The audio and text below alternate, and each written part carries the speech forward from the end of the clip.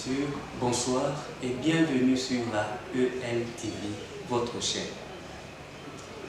Nous avons l'honneur de recevoir pour vous aujourd'hui, dans Sans Embâche, une personnalité pas le moindre, mais très importante, surtout pour le territoire de Kanyama. Il s'agit de l'honorable Georges Kazadi Kabogo, avec qui nous allons nous entretenir dans ces premiers numéros de Sans Embâche de l'état des lieux général du territoire de Kanyama. Encore une fois, bienvenue et merci.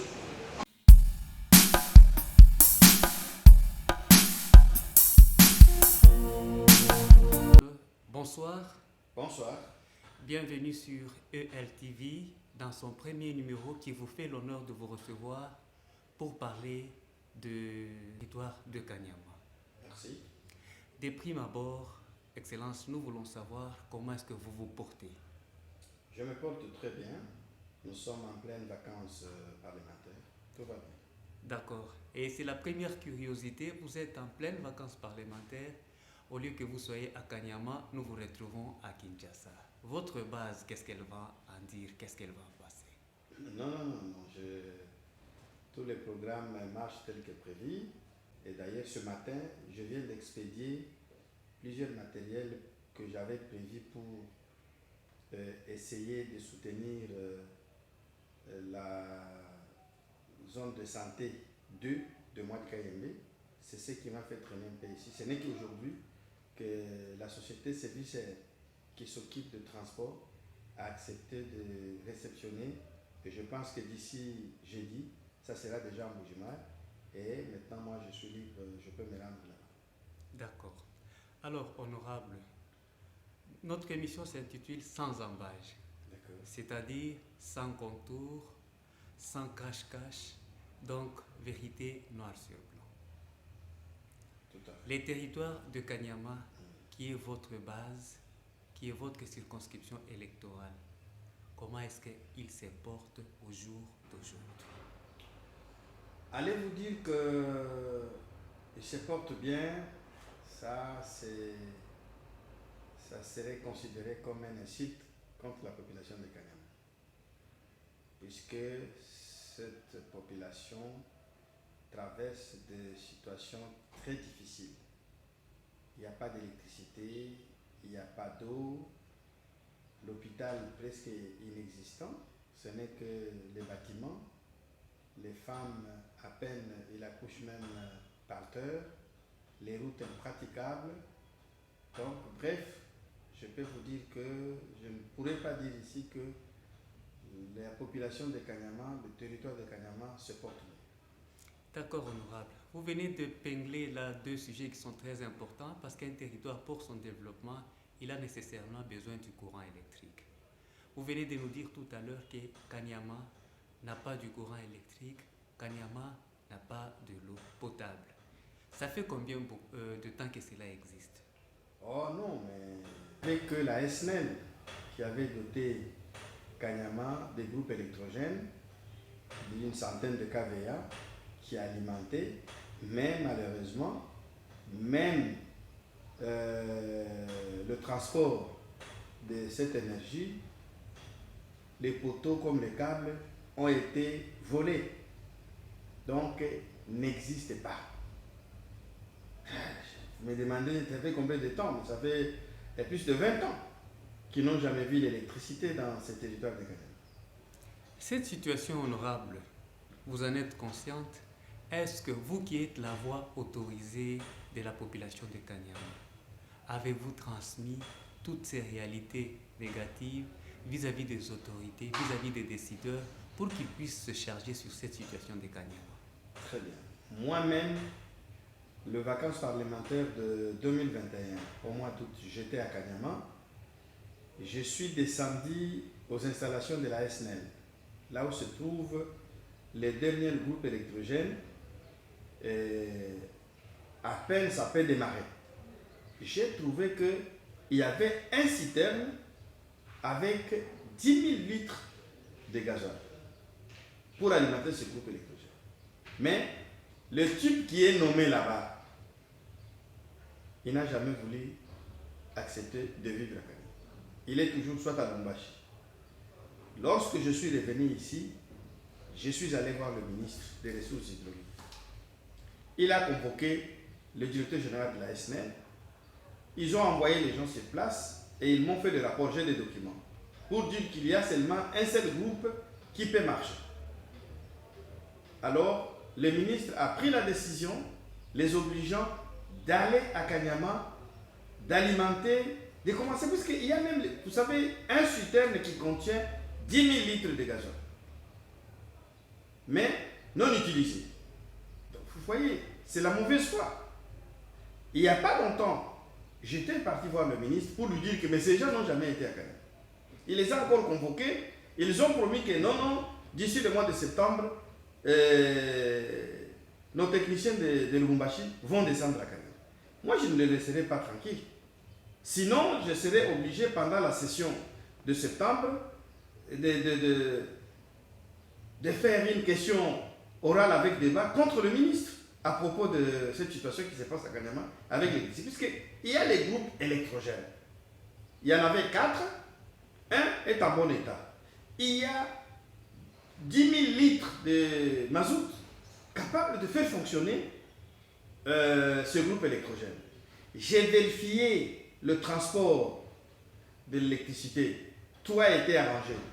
Mais alors, pourquoi vous ne voulez pas démarrer?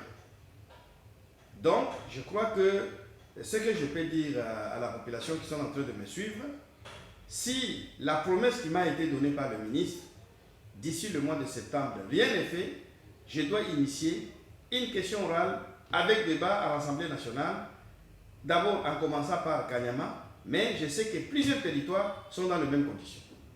D'accord. Alors, qu'en est-il de l'eau potable? De l'eau potable, tu sais que de l'eau potable, ça fonctionne avec de l'énergie. J'ai vu un groupe électrogène pour faire fonctionner le pompe. Mais ces groupes électrogènes-là, vieux, donc le monsieur de la régie des eaux qui est sur place, il a réparé, finalement il est fatigué. C'est moi-même qui leur avait doté certaines pièces de rechange et les batteries pour démarrer ce groupe dernièrement. Mais j'ai trouvé quand même une solution palliative. Je suis en train d'installer des fontaines dans tous les villages, en commençant par Kanyama, Mouadika Yembe, c'est la solution intermédiaire que nous avons fait, mais nous avions mis tout notre espoir sur le projet 145 territoires. Si vous regardez sur Kanyama, ce que nous avons présenté comme l'urgence, c'est l'eau, c'est l'infrastructure, c'est la santé, l'éducation et l'électricité. Mais malheureusement, moi et vous, nous sommes en train de vivre que ce projet, jusqu'au moment où je vous parle, nulle part a commencé. Mais je crois qu'à notre retour du mois de septembre, l'ensemble de nos collègues, ils ont dit, nous allons interpeller le gouvernement pour savoir où nous en sommes avec ce projet du chef de l'État, que lui-même a soutenu, il a même autorisé. J'ai vu comment il s'est mis lui-même au four et au moulin. Mais c'est le gouvernement qui doit exécuter ça. Jusqu'au moment où je vous dis, je ne sais pas vous dire que voilà, ça se trouve à tel niveau puisque nous ne sommes pas concernés directement. D'accord, honorable. Alors, nous avons parlé de l'électricité, nous venons parler également de l'eau. Et qu'en est-il de soins de santé qu'on est en train d'attribuer à la population de Kanyama? En passant par Kanyama, il y a un hôpital bien construit, apparemment qui faisait la fierté de Kanyama depuis l'époque. Mais cet hôpital semble être abandonné aussi à son triste sort. Qu'en est-il au juste? Vous savez, messieurs les journalistes, c'est déplorable. Nous avons de bons bâtiments à Kanyama. Mais entrez là à l'intérieur. Il n'y a ni lit, ni table, rien. La population, le malade, dorment même dans les sols. Moi-même, j'en ai intervenu plusieurs fois. Mais je ne suis qu'un député national. J'ai fait les rapports. Si vous lisez mes rapports de vacances parlementaires, je reviens sur cette même situation régulièrement. Même si j'arrive à poser, comme je viens de vous dire, j'ai vécu moi-même l'année passée au mois d'août, j'ai vu les femmes à Mouadi Kayembe accoucher par terre. C'est pourquoi je les ai achetés les lits, qu'on appelle les lits techniques.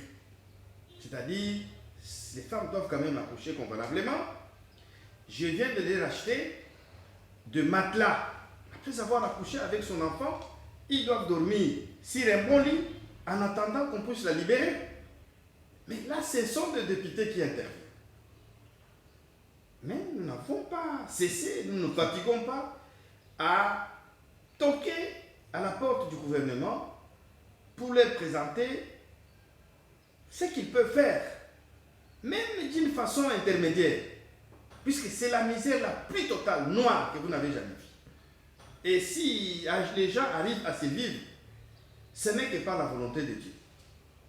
Vous savez, à Kanyama, dernièrement, c'est la première fois que j'ai remarqué que à Kanyama, il a enregistré presque 1 ou 2 morts chaque jour. Et pourtant, on a enregistré des morts tous les 3-4 mois. Mais maintenant, c'est chaque jour qu'on enregistre 1 ou 2 morts. Vous voyez que le taux de mortalité a augmenté sensiblement.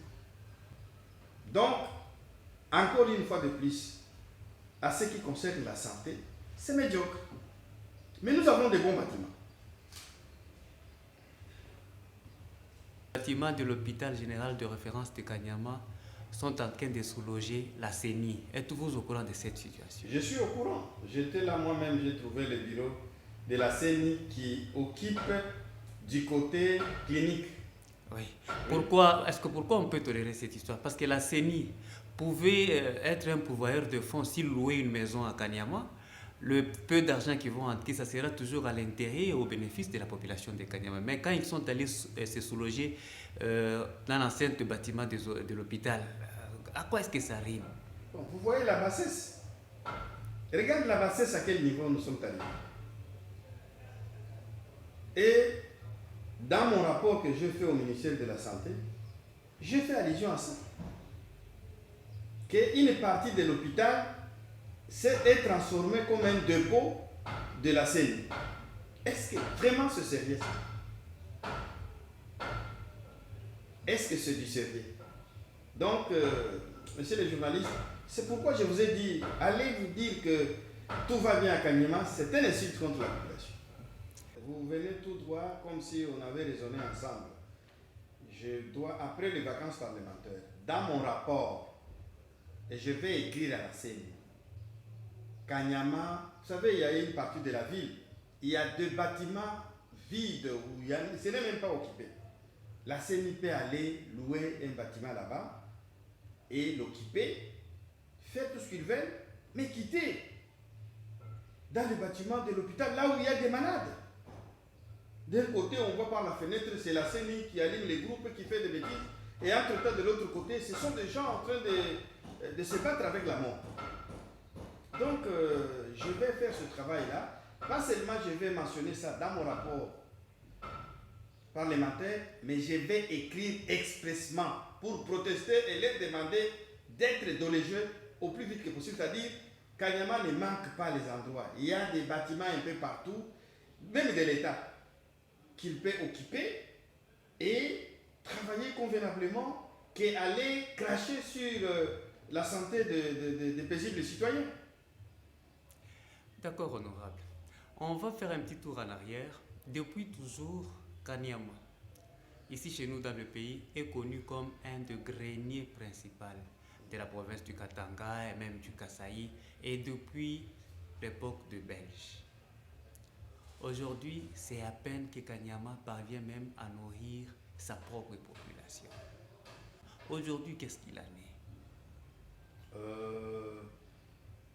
La vérité, c'est-à-dire que il faut reconnaître que la terre environnante de la cité de Kanyama, je peux prendre à 50-60 km, jusqu'à 60 km, c'est-à-dire jusqu'avant de traverser la rivière Lubich. Cette terre-là a dit. Vous savez qu'il y avait des forêts de ce côté-là, il y en a plus. C'est devenu le savane. Donc, sans fertilisant, ils ne produisent plus comme il faut. Les gens vont cultiver maintenant plus loin. Mais les problèmes aussi, nous avons compris ce problème depuis 2017, que les gens ne peuvent plus continuer à cultiver avec les machettes. Il fallait mécaniser leur agriculture. La raison pour laquelle, quand j'étais ministre de l'Agriculture, nous les avons dotés de matériel sophistiqué pour développer l'agriculture qui a coûté à l'État congolais 24 millions de dollars, mais qui n'arrive pas à être toujours exploité pour des raisons que nous allons évoquer si vous voulez que nous puissions parler aussi de ça. C'est parce que nous allons parler sans embâche. Population ya Kanyama iko nasema ile matracteur ni ya George Kasatika Boko. Ndio biko nasema. Non, ça, je pense que avec la population ya Mukanyama, ni bantu benye des frères, hein, des frères diaspora qui sont aux États-Unis, qui sont ailleurs, qui ne sont pas bien informés. C'est pas plus la population est au courant de tout. Ils savent que leur député, leur honorable, n'a même pas un jardin. Même pas un petit jardin de Matembele, comme ça, quelque part, qu'on peut vous montrer que voilà, ma chambre yaka na dimaka na ile matracteur yoyi. Non. Miye nilikuwa tuna souci ya peuple, nilipenda kumécaniser agriculture yabo. En étant le patron, le numéro 1 de l'orientation ou bien de la politique agricole de la République démocratique du Congo, en étant moi-même fils issu d'un territoire à vocation à 100% agricole, je ne pouvais pas faire mon mandat et partir sans rien faire. C'est ainsi que nous avons inventé les projets volontaristes. Et je vous dis ici que si vous prenez dans l'enveloppe de 120 millions de dollars pour les 6 provinces, Kanyama a été doté la part des lions.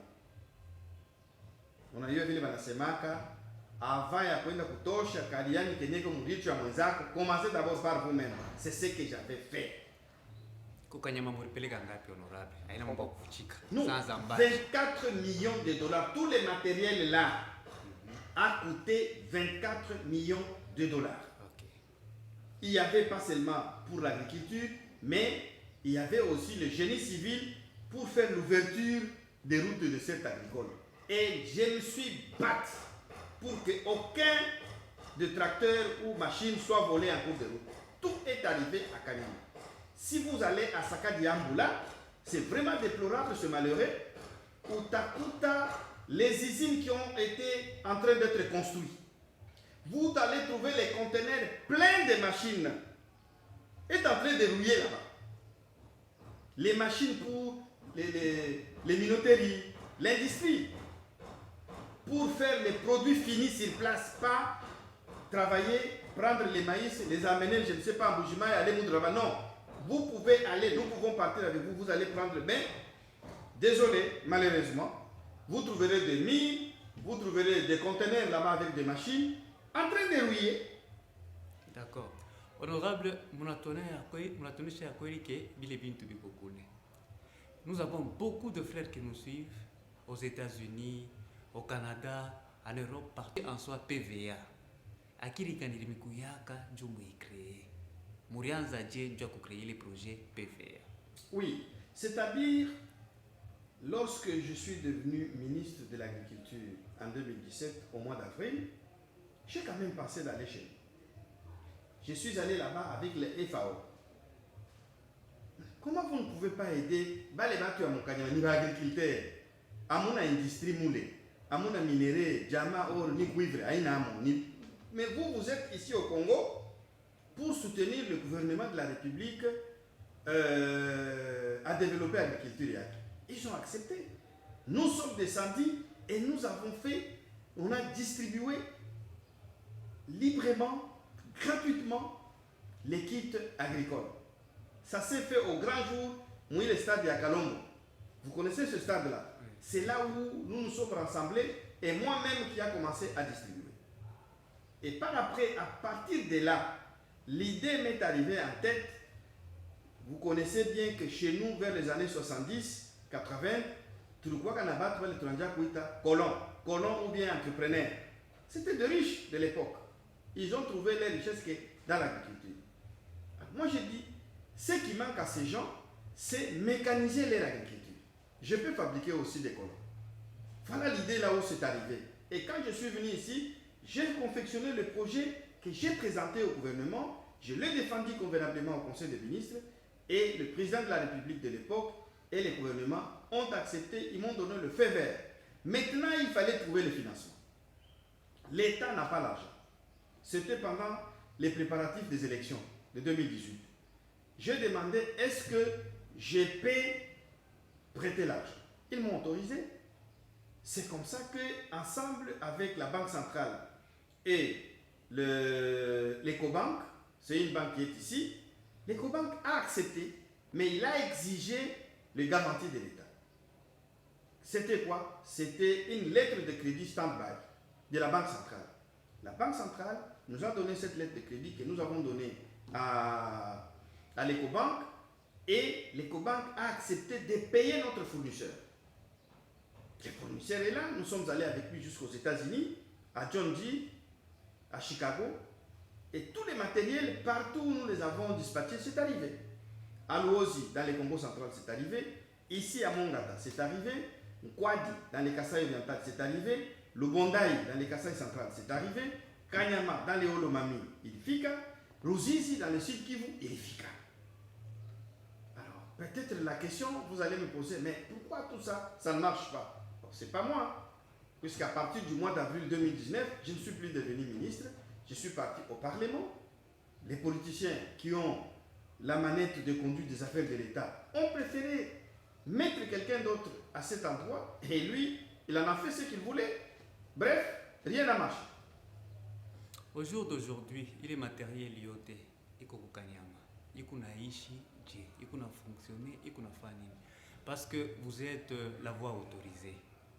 Mambo yote iko na pitakana kukanyama, vous êtes censé kuijua. Matériel, équipement, yote le mpeleka kusakadi ambola, iko naishi. Oui. Et les informations à notre possession que je dois vérifier tout à l'heure, je vais y aller, c'est-à-dire ils ont perdu 2 tracteurs. Ils ont perdu. Ils ont perdu, ça a été arraché par brutalité, par des personnes ni titre ni droit, qui ont dit que voilà, ils ont eu l'autorisation du gouvernement, c'est comme ça qu'ils sont allés les arracher. Ils ont perdu aussi presque tous les matériels de génie civil, par la même personne encore. Est parti, il a dit qu'il avait été autorisé par le gouvernement pour aller prendre ça, puisque lui pouvait bien les utiliser que les projets que nous avons mis en place. Moi je suis au Parlement, ce n'est pas à moi de commencer à revendiquer ça. Mais je peux vous confirmer que l'ensemble de tracteurs, il y a seulement 2 tracteurs qui ont disparu. Les autres tracteurs sont toujours là. Et en bon état aussi. Le moissonneuse, il y en avait 6 au total. On voulait le prendre, mais il y a eu une résistance de la population et de la société BAB, l'exploitant qui a été désigné là-bas. Donc, il y en a aussi. Les usines sont toujours là. Les matériels des usines sont toujours là. Les groupes électrogènes d'une grande capacité pour faire fonctionner des usines là sont toujours là. Mais pourquoi on ne le fait pas marcher? Voilà la question que je me pose. Pourquoi on ne le fait pas marcher? Même si on a pris un peu de tracteurs, on a pris quelques engins, on a pris quelques camions. Mais pourquoi les restes là? Puisque l'objectif principal de ces projets, c'était quoi au juste? Voilà la grande question. C'était pour soutenir les petits producteurs. Vous venez de me parler que ces petits producteurs-là avaient la capacité de nourrir Mbujimaï, Mweneditu, Kananga, Kamina, Lubumbashi, ainsi de suite. Vous venez de me le dire tout à l'heure. Mais c'était ça. c'était pour soutenir ces agriculteurs-là. Vous savez, il y a une province qui applique ça très bien. Maintenant, la province du Haut-Katanga. Il faut féliciter le gouverneur Kiaboula.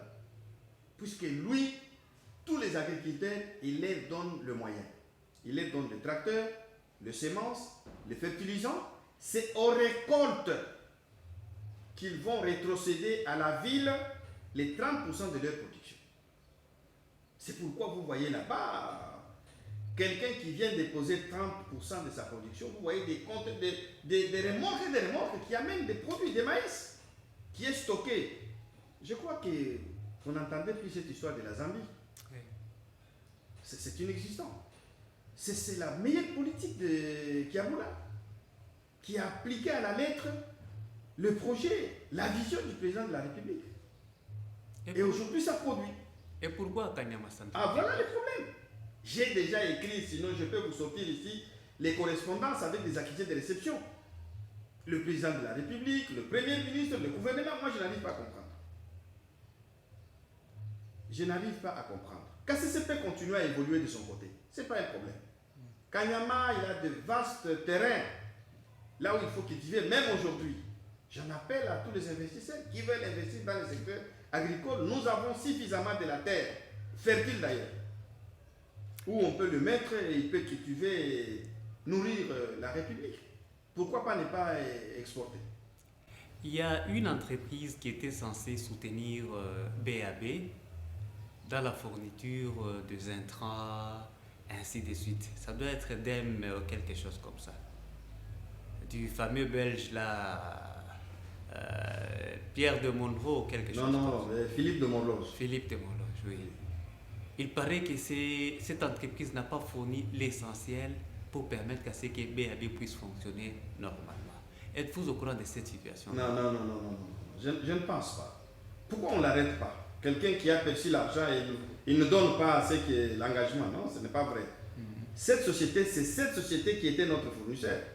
Mais il a livré tous les matériels. Si je vérifie, peut-être il y a des petites choses que les remorques, par exemple, le porte-char, les porte-chars. Hein?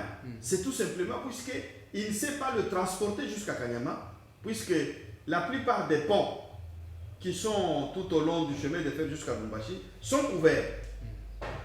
Donc, on ne sait pas passer avec ça dans les ponts là-bas. C'est ça, je crois, la difficulté aujourd'hui qui fait que certaines des choses, petites choses comme ça, mais le matériel qui sont habilités ou qu'on doit utiliser pour cultiver et produire, et même moudre pour le produit fini, existe bel et bien à Kanyama. D'accord. Nous allons passer à une autre étape. On va parler du service national. Tout à l'heure, nous avions eu des téléspectateurs et des auditeurs qui nous ont envoyé des questions. On va prendre la question de M.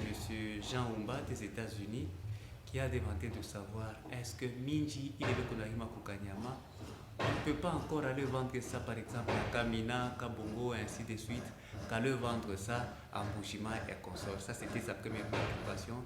Et la seconde, c'était à propos de ces jeunes gens que le service national amène de force à Kanyama, qui se comportent, qui constituent un danger pour la population autochtone de Kanyama, qu'on appelle notamment le Kuluna. Qu'est-ce que vous en savez au juste? Voilà, cette question-là, c'est une question très sensible. Très, très sensible. Et vous savez, je suis l'homme à battre à cause de ça. Parce que j'ai toujours dénoncé.